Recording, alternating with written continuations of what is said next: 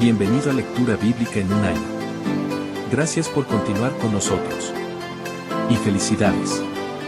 Nos aproximamos a la mitad de nuestro objetivo. Al de firme propósito guardarás en perfecta paz, porque en ti confío. Libro de Isaías. Capítulo 26, versículo 3.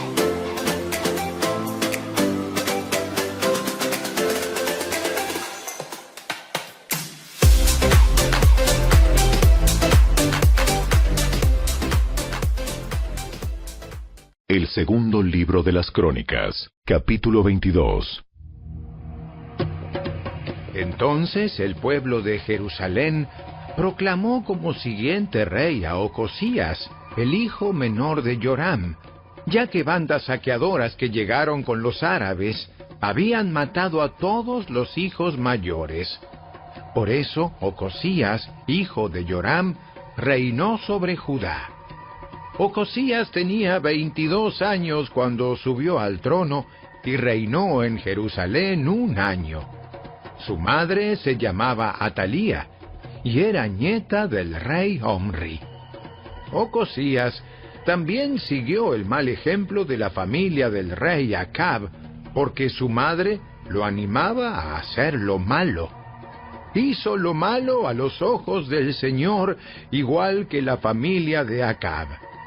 Los parientes de Acab incluso llegaron a ser asesores de Ocosías después de la muerte de su padre, y lo llevaron a la ruina. Siguiendo su mal consejo, Ocosías se unió a Joram, hijo del rey Acab de Israel, en su guerra contra el rey Hazael de Aram en Ramot de Galaad. Cuando los arameos hirieron a Joram en la batalla, él regresó a Jezreel para recuperarse de las heridas que había recibido en Ramot. Como Joram estaba herido, el rey Ocosías de Judá fue a visitarlo a Jezreel. Ahora bien, Dios había decidido que esta visita sería la ruina de Ocosías. Mientras estaba allí, Ocosías salió con Joram para encontrarse con Jehú, nieto de Nimsi, a quien el Señor había designado para destruir la dinastía de Acab. Mientras Jehú llevaba a cabo el juicio contra la familia de Acab, por casualidad se encontró con algunos de los funcionarios de Judá y con parientes de Ocosías que viajaban con él. Entonces Jehú los mató a todos. Luego los hombres de Jehú buscaron a Ocosías y lo encontraron escondido en la ciudad de Samaria. Lo llevaron ante Jehú, quien lo mató. Ocosías recibió un entierro digno, porque la gente decía: era el nieto de Josafat, un hombre que buscó al Señor con todo el corazón. Pero ninguno de los sobrevivientes de la familia de Ocosías estaba en condiciones de gobernar el reino. Cuando Atalía, la madre del rey Ocosías de Judá, supo que su hijo había muerto, comenzó a aniquilar al resto de la familia real de Judá. Pero Josaba, hermana de Ocosías e hija del rey Joram, tomó a Joás, el hijo más pequeño de Ocosías, y lo rescató de entre los demás hijos del rey que estaban a punto de ser ejecutados. Josaba puso a Joás con su nodriza en un dormitorio. De esa manera, Josaba, esposa del sacerdote Joiada y hermana de Ocosías, escondió al niño para que Atalía no pudiera asesinarlo. Joás permaneció escondido en el templo de Dios durante 6 años, mientras Atalía gobernaba el país. Capítulo 23. En el 7º año del reinado de Atalía, el sacerdote Joiada decidió actuar. Se armó de valor e hizo un pacto con 5 comandantes del ejército: Azarías, hijo de Jeroam; Ismael, hijo de Johanán; Azarías, hijo de Obed; Maaseías, hijo de Adaía; y Elisafat, hijo de Sicri. Estos hombres viajaron en secreto por todo Judá y convocaron a los levitas y a los jefes de clanes de todas las ciudades para que fueran a Jerusalén. Entonces se reunieron frente al templo de Dios, donde hicieron un pacto solemne con Joás, el joven rey. Joiada les dijo: Aquí está el hijo del rey. Ha llegado el momento para que él reine. El Señor prometió que un descendiente de David sería nuestro rey. Tienen que hacer lo siguiente. Cuando ustedes, sacerdotes y levitas, empiecen el turno el día de descanso, una tercera parte de ustedes servirán como porteros. Otra tercera parte irá hasta el palacio real, y la otra tercera parte estará en la puerta de los cimientos. Todos los demás deberán quedarse en los atrios del templo del Señor. Recuerden, solo los sacerdotes y los levitas de turno pueden entrar al templo del Señor, porque han sido separados como santos. El resto del pueblo deberá obedecer las instrucciones del Señor y permanecer fuera. Ustedes, levitas, formen una escolta alrededor del rey y tengan sus armas en la mano. Maten a cualquiera que intente entrar al templo. Quédense junto al rey, vaya donde vaya. De manera que los levitas y todo el pueblo de Judá hicieron todo tal como el sacerdote Joiada les había ordenado.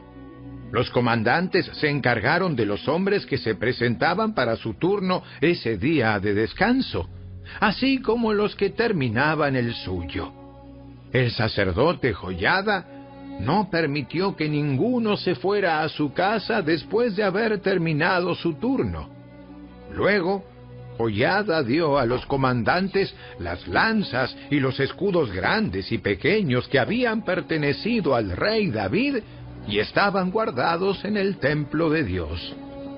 Ubicó a todos los hombres alrededor del rey con sus armas listas.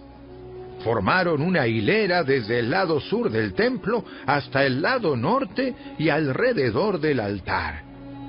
Entonces Joiada y sus hijos sacaron a Joás, el hijo del rey, pusieron la corona sobre su cabeza y le entregaron una copia de las leyes de Dios. Lo ungieron y lo proclamaron rey, y todos gritaron: ¡Viva el rey! Cuando Atalía oyó el ruido de la gente que corría y los gritos aclamando al rey, fue deprisa al templo del Señor para ver qué pasaba. Cuando llegó, vio al recién coronado rey de pie en el lugar de autoridad, junto a la columna de entrada al templo. Los comandantes y los trompetistas lo rodeaban, y gente de todo el reino celebraba y tocaba las trompetas. Los cantores, con instrumentos musicales, dirigían al pueblo en una gran celebración. Cuando Atalía vio todo esto, rasgó su ropa en señal de desesperación y gritó: ¡Traición! ¡Traición! Después, el sacerdote Joiada ordenó a los comandantes que estaban a cargo de las tropas: Llévensela a los soldados que están de guardia frente al templo y maten a cualquiera que intente rescatarla.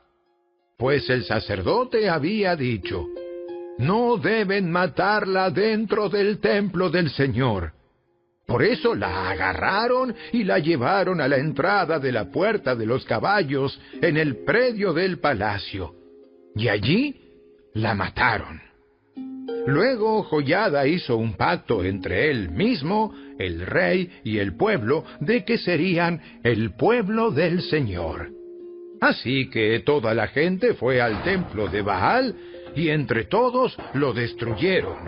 Demolieron los altares, destrozaron los ídolos y mataron a Matán, el sacerdote de Baal, frente a los altares. Entonces, siguiendo las instrucciones que había dado David, Joiada puso sacerdotes y levitas a cargo del templo del Señor.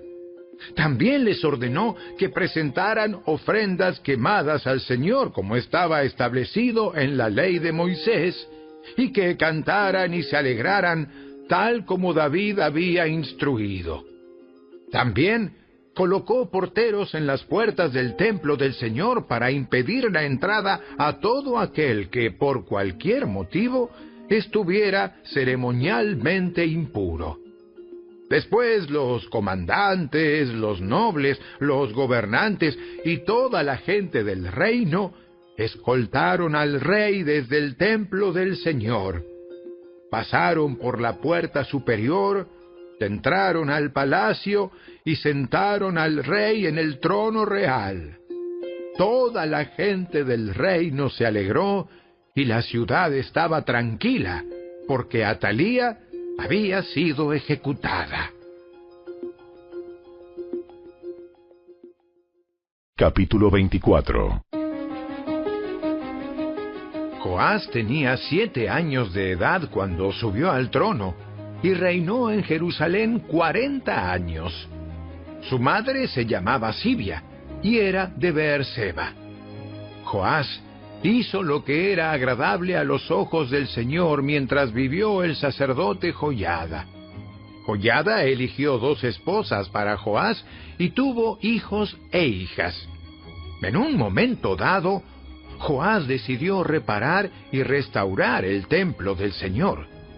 Mandó llamar a los sacerdotes y a los levitas y les dio las siguientes instrucciones. Vayan a todas las ciudades de Judá y recojan las ofrendas requeridas anualmente para que podamos reparar el templo de su Dios. No se demoren. Pero los levitas no actuaron de inmediato. Entonces el rey mandó llamar al sumo sacerdote Joiada y le preguntó: ¿por qué no has exigido a los levitas que salgan a recaudar los impuestos del templo en las ciudades de Judá y en Jerusalén? Moisés, el siervo del Señor, impuso a la comunidad de Israel este impuesto para el mantenimiento del tabernáculo del pacto. A través de los años, los seguidores de la perversa Atalía habían forzado la entrada al templo de Dios y habían usado todos los objetos consagrados del templo del Señor para rendir culto a las imágenes de Baal. Por esa razón, el rey ordenó que se hiciera un cofre y se colocara fuera de la puerta que conducía al templo del Señor. Luego envió un edicto por todo Judá y Jerusalén para que el pueblo trajera al Señor el impuesto que Moisés, el siervo de Dios, había exigido de los israelitas en el desierto. Esto agradó a todos los líderes y al pueblo, y con gusto llevaron su dinero y lo pusieron en el cofre hasta llenarlo. Cada vez que el cofre se llenaba, los levitas lo llevaban a los funcionarios del rey. Entonces se presentaban el secretario de la corte y un oficial del sumo sacerdote para vaciar el cofre, y luego llevarlo de regreso al templo. Así fue día tras día, por lo tanto, se recogió una gran cantidad de dinero. El rey y Joiada entregaban el dinero a los supervisores de la construcción, quienes contrataron albañiles y carpinteros para restaurar el templo del Señor. También contrataron herreros que hicieron objetos de hierro y de bronce para el templo del Señor. Los hombres que estaban a cargo de la restauración trabajaron arduamente, y la obra siguió progresando. Restauraron el templo de Dios de acuerdo con el diseño original y lo reforzaron. Cuando terminaron con todas las reparaciones, llevaron el dinero que sobró al rey y a Joiada. Este dinero se utilizó para hacer diversos objetos para el templo del Señor, objetos para los servicios de adoración y para las ofrendas quemadas, entre ellos cucharones y otros objetos hechos de oro y de plata. Mientras vivió el sacerdote Joiada, continuamente sacrificaron ofrendas quemadas en el templo del Señor. Joiada vivió hasta una edad muy avanzada y finalmente murió a los 130 años. Lo enterraron con los reyes en la ciudad de David, porque había hecho mucho bien en Israel para Dios y su templo. Después de la muerte de Joiada, los líderes de Judá fueron y se inclinaron ante el rey Joás y lo persuadieron para que escuchara sus consejos. Decidieron abandonar el templo del Señor, Dios de sus antepasados, y en cambio rindieron culto a ídolos y a los postes dedicados a la diosa Acera. A causa de este pecado, el enojo divino cayó sobre Judá y Jerusalén. Sin embargo, el Señor envió profetas para que el pueblo se volviera a Él. Los profetas advirtieron al pueblo, pero aún así ellos no quisieron escuchar. Entonces, el Espíritu de Dios vino sobre Zacarías, hijo de Joiada el sacerdote. Se puso de pie delante del pueblo y dijo: Esto dice Dios: ¿por qué desobedecen los mandatos del Señor e impiden su propia prosperidad? Ustedes han abandonado al Señor, y ahora Él los ha abandonado a ustedes. Entonces los líderes tramaron matar a Zacarías, y el rey Joás ordenó que lo mataran a pedradas en el atrio del templo del Señor. Así fue como el rey Joás pagó a Joiada por su lealtad. Mató a su hijo. Las últimas palabras de Zacarías al morir fueron: Que el Señor vea lo que ellos hacen y vengue mi muerte. En la primavera de ese año, el ejército arameo marchó contra Joás. Invadieron a Judá y a Jerusalén y mataron a todos los líderes de la nación. Luego enviaron todo el botín a su rey en Damasco.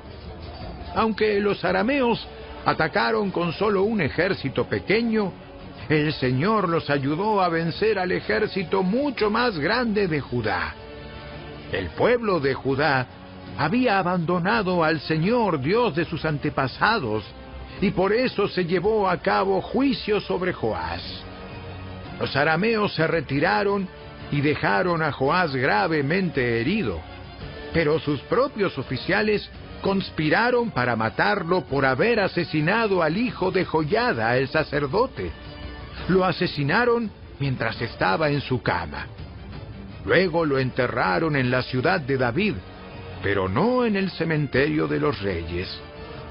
Los asesinos eran Josacar, hijo de una mujer amonita llamada Simeat, y Josabad, hijo de una mujer moabita llamada Somer.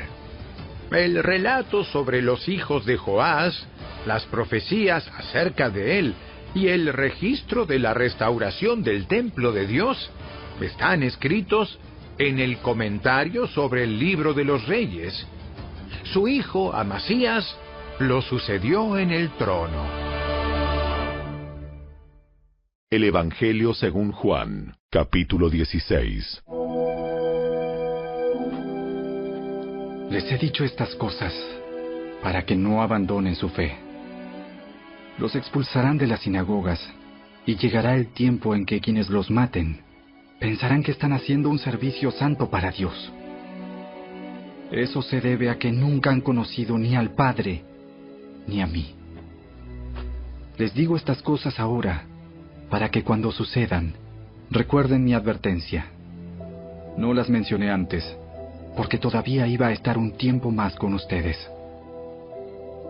Ahora voy a aquel que me envió y ninguno de ustedes me pregunta a dónde voy. En cambio se entristecen por lo que les he dicho. En realidad es mejor para ustedes que me vaya, porque si no me fuera, el abogado defensor no vendría. En cambio si me voy, entonces se lo enviaré a ustedes. Y cuando él venga, convencerá al mundo de pecado y de la justicia de Dios y del juicio que viene. El pecado del mundo consiste en que el mundo se niega a creer en mí. La justicia está disponible porque voy al Padre y ustedes no me verán más. El juicio vendrá porque quien gobierna este mundo ya ha sido juzgado. Me queda aún mucho más que quisiera decirles, pero en este momento no pueden soportarlo. Cuando venga el Espíritu de verdad, Él los guiará a toda la verdad. Él no hablará por su propia cuenta, sino que les dirá lo que ha oído y les contará lo que sucederá en el futuro. Me glorificará porque les contará todo lo que reciba de mí. Todo lo que pertenece al Padre es mío, por eso dije, el Espíritu les dirá todo lo que reciba de mí. Dentro de poco, ya no me verán más, pero tiempo después, me verán de nuevo. Algunos de los discípulos se preguntaron unos a otros: ¿a qué se refiere cuando dice, dentro de poco no me verán, pero luego me verán y voy al Padre? ¿Qué quiere decir con dentro de poco? No lo entendemos. Jesús se dio cuenta de que querían preguntarle sobre eso, así que les dijo: ¿Se están preguntando qué quise decir? Dije que dentro de poco no me verán más, pero tiempo después volverán a verme. Les digo la verdad, ustedes llorarán y se lamentarán por lo que va a sucederme, pero el mundo se alegrará. Ustedes se lamentarán, pero su dolor se convertirá de pronto en una alegría maravillosa. Será como una mujer que sufre dolores de parto, pero cuando nace su hijo, su angustia se transforma en alegría, porque ha traído una nueva vida al mundo. Así que ahora ustedes tienen tristeza, pero volveré a verlos. Entonces se alegrarán, y nadie podrá robarles esa alegría. Ese día, no necesitarán pedirme nada. Les digo la verdad, le pedirán directamente al Padre, y Él les concederá la petición, porque piden en mi nombre. No lo han hecho antes. Pidan en mi nombre, y recibirán, y tendrán alegría en abundancia. He hablado de estos asuntos en lenguaje figurativo, pero pronto dejaré de hablar en sentido figurado, y les contaré acerca del Padre con toda claridad. Ese día pedirán en mi nombre. No digo que pediré al Padre de parte de ustedes, ya que el Padre mismo los ama profundamente, porque ustedes me aman a mí y han creído que vine de Dios. Es cierto, vine del Padre al mundo, y ahora dejaré el mundo y volveré al Padre.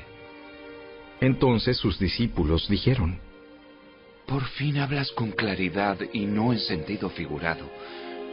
Ahora entendemos que sabes todas las cosas y que no es necesario que nadie te pregunte nada. Por eso creemos que viniste de Dios. ¿Por fin creen? Pero se acerca el tiempo. De hecho, ya ha llegado, cuando ustedes serán dispersados. Cada uno se irá por su lado y me dejarán solo.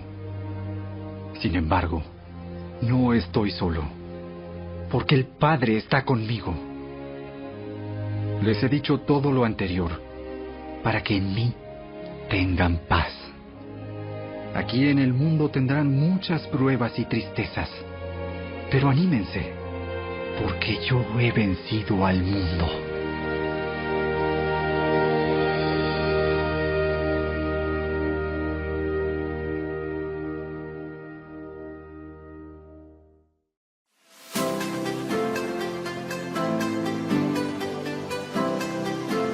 Tus manos me hicieron y me formaron. Hazme entender, y aprenderé tus mandamientos. Los que te temen me verán, y se alegrarán. Porque en tu palabra he esperado. Salmo 119 versículos 73 y 74. Gracias por acompañarnos. Te esperamos el día de mañana.